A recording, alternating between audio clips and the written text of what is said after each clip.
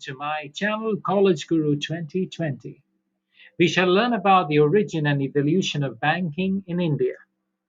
Let me first give you context.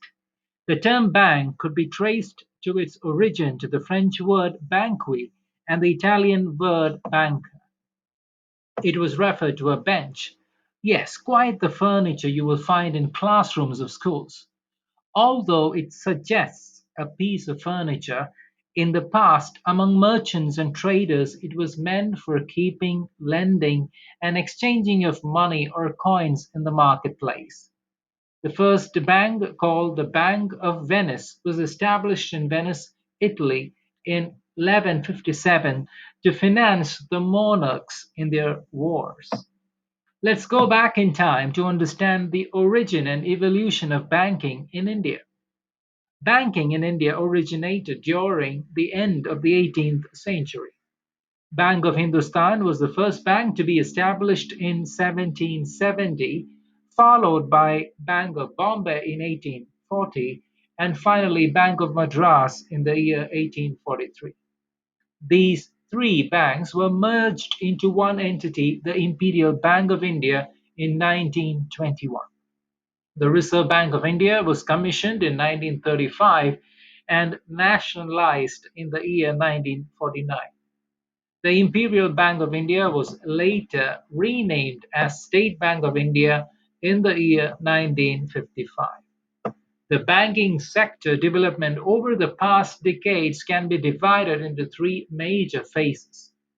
Phase 1, which is the pre-independence stage before 1947, there were around 600 banks in operation during this period. Phase 2 was from 1947 to 1991. Post independence, the central bank was nationalized, that is RBI. Phase 3 was from 1991 until now, from early 90s until now, banks have gone through a significant change, resulting in remote transactions performed at ease, reaching out to remote areas of India, providing varied investment options for customers, and offering a platter of products as well as services tailor made for every individual. History kept apart, it was a merchant banker who first evolved the system of banking by trading in commodities than in money.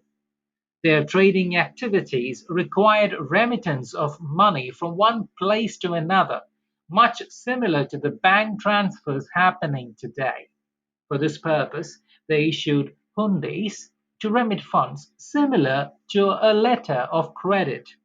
In India, such merchant bankers were known as Seths.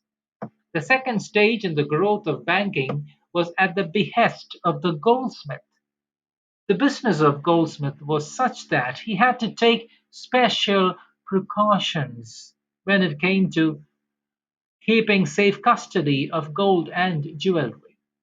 As this became a practice, the goldsmiths started levying a fee on their customers for taking care of their valuables, similar to banks today charging a fee annually as locker charges. As an evidence for receiving valuables, the goldsmiths started issuing receipts. Since gold and silver coins had no marks of the owner, the goldsmiths started lending them to others in need of it by charging interests, again similar to loan advancing happening in the modern world. As the goldsmith was prepared to give the holder of the receipt an equal amount of money on demand, the goldsmith receipt became like checks or guaranteed receipts as a medium of exchange or as a means of payment. The goldsmith would maintain a cash reserve just in case the valuables could not be returned to the real owner in time. The third stage in the growth of banking was ushered in by the money lender. The goldsmith found that on an average the withdrawals of coins were much less than the deposits he had with him. Therefore, he had an idea.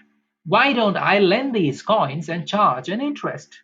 So he started advancing the coins on loan by charging interest to those who needed those coins. As a safeguard, he also kept some money in reserve. Thus, the transformation of Goldsmith to the money lender and becoming a banker started giving way to the formation of two functions of modern banking, and that is accepting deposits and advancing loans. Feel free to subscribe to College Guru 2020. Please like the video and share it also with your friends. Thank you and happy learning.